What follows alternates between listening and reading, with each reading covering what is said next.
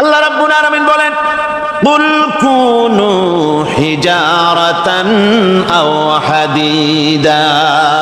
ও নবী শুনিয়ে দেন, তোমরা যদি মরে গিয়া মাটির সাথে মিশে গিয়া যদি পাথরও হয়ে যাও, আর যদি তোমরা লোহাও হয়ে যাও, তারপরেও আল্লাহ রাব্বুল আলামিন তোমাদেরকে জিন্দা করবেন, আবার তোমাদের উঠাবেন। ওরা বলে যে আচ্ছা বুঝলাম, কে উঠাবে আমাদের, কেমনে উঠাবে? আল্লাহ পাক বলেন, ফাসায়াকুলুনা মান ইউঈদুনা। ওরা বলে আমাদেরকে কে উঠাবে, আমাদেরকে কে জিন্দা করবে? আল্লাহ পাক জবাবে বলেন, কুলিল্লাযী ফাতারাকুম আউওয়ালা মাররা। যিনি তোমাদেরকে প্রথম সৃষ্টি করেছেন তিনি আবার তোমাদেরকে জিন্দা করবেন। আল্লাহ পাক সুন্দর করে বোঝাচ্ছেন। এই সব কথা শোনার পরে فَسَيُنْغِضُونَ إِلَيْكَ رُؤُوسَهُمْ وَيَقُولُونَ مَتَى هُوَ। এসব কথা শোনার পরে আল্লাহ বলেন, ওই কাফেরেরা মাথা ঝুলায় ঝুলায় বলে, আচ্ছা তা বুঝলাম। আল্লাহ বলেন, ওরা মাথা ঝুলায় আর বলে, আচ্ছা বুঝলাম, তবে কিয়ামত কবে সেই কিয়ামত অনুষ্ঠিত হবে? আল্লাহ বলেন, নবী শোনায় দাও, কুল আসা আইয়াকুনা করিবা। বেশি দেরি নাই, হতে পারে খুবই তাড়াতাড়ি। কি বলা যায়, সে সময়টা অতি নিকটবর্তী হয়ে যেতে পারে, খুবই নিকটবর্তী সে সময়, সেটা বেশি দেরি হওয়ার কথা নয়। আল্লাহ পাক এবার মানুষকে যুক্তি দিয়ে বোঝাচ্ছেন। কোরআনে কারীম মানতে মানুষ অস্বীকার করলে আল্লাহ ডান্ডার ব্যবস্থা করেন নাই। নবীজিকে বলেছেন, ইন্নামা আনতা মুযাক্কিরুন লাস্তা আলাইহিম বিমুসাইতির। ও নবী, আপনি একজন উপদেশক, উপদেশ দিয়ে যান।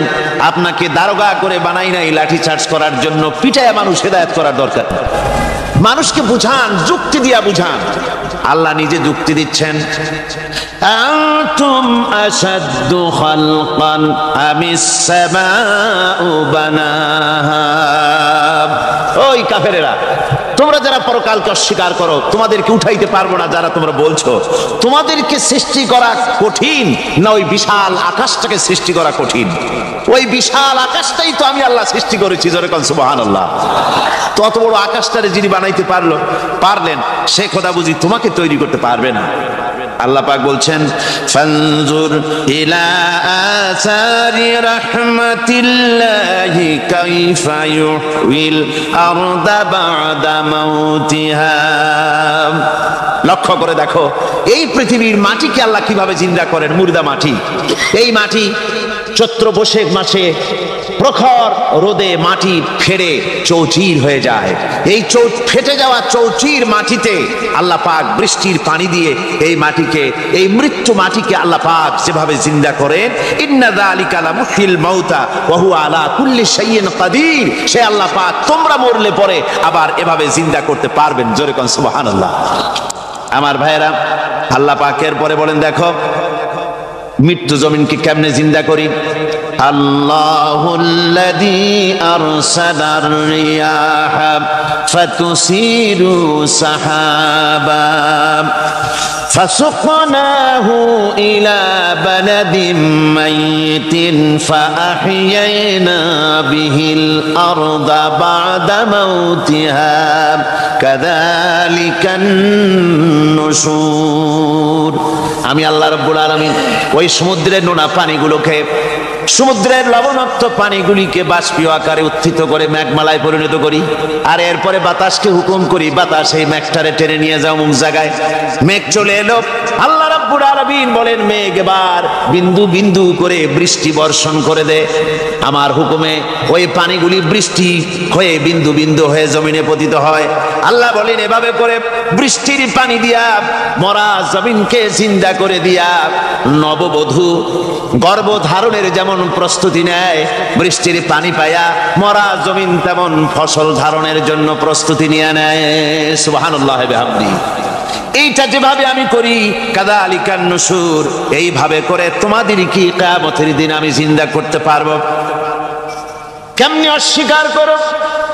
কাইফা তাকফুরুনা বিল্লাহি ওয়া কুনতুম আমওয়াতান ফাহইয়াকুম সুম্মা ইউমীতুকুম সুম্মা ইলাইহি তুরজাউন।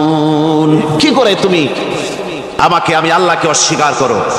কুনতুম আমওয়াতান, তুমি ছিলে নিষ্প্রাণ, ফাহইয়াকুম, এরপরে আমি তোমাকে জিন্দা করলাম, সুম্মা ইউমীতুকুম, এরপরে তোমাকে আমি মৃত্যু করব, সুম্মা ইউহয়িকুম, এরপরে তোমাদেরকে আবার আমি জিন্দা করব, সুম্মা ইলাইহি তুরজাউন, এরপরে তোমাদের সকলকেই আমার কাছে ফিরে আসতে হবে। দেখেন না, আমরা যখন মানুষকে কবরে রাখি, কবরে রাখা তারপরে উপরে মাটি দিয়ে কি বলেন আপনারা? মিনহা খালাকনাকুম, পড়েন মিনহা খালাকনাকুম ওয়া ফিহা নুঈদুকুম ওয়া মিনহা নুখরিজুকুম তারাতান উখরা। এ বান্দা, এই মাটি দিয়া তোরে তৈরি করা হয়েছিল, এই মাটির ভিতরে রেখে গেলাম, আবার এই মাটি থেকে আল্লাহ রব্বুল আলামিন তোমারে জিন্দা করবেন। কিয়ামতের ময়দানে সকলকে উঠতে হবে সেখানে আল্লাহর দরবারে। আল্লাহ পাক বলছেন, বান্দা কেমনে অস্বীকার করো? ইন কুনতুম ফি রাইবিম মিনাল বা'স ফাইন্না খালাকনাকুম মিন তুরাব। পরকালকে যারা অস্বীকার করো, কিয়ামতে উঠতে হবে, এটাকে কিভাবে অস্বীকার করো? চিন্তা করে দেখো, তুমি নিষ্প্রাণ মাটি ছিলে, সেই মাটি দিয়েই আমি তোমাকে তৈরি করেছি। আবার আল্লাহ পাক মানুষকে আরো বুঝান, কিয়ামত আছে, পরকাল হবে, আল্লাহর দরবারে উঠতে হবে। আলাম ইয়াকুন নুতফাতাম মিন মানিয়্যিন ইউমনা, তুমি কি মাতৃগর্ভে নিক্ষিপ্ত এক ফোঁটা পানি ছিলে না? সুম্মা কানা আলাকাতান ফাখালাকা ফাসাওয়া, এরপরে তোমাকে মাংসপিণ্ডে, জমাট রক্তে মাংসপিণ্ডে পরিণত করা হলো, এরপরে তোমাকে সুন্দর করে তোমাকে সুগঠিত করা হলো। ফাজআলা মিনহু যাওজাইনি যাকারা ওয়াল উনসা, এরপরে মাতৃগর্ভের ভিতরে আমি এটাকে পুরুষ বানালাম, কন্যা সন্তান অথবা পুত্র সন্তানে পরিণত করলাম।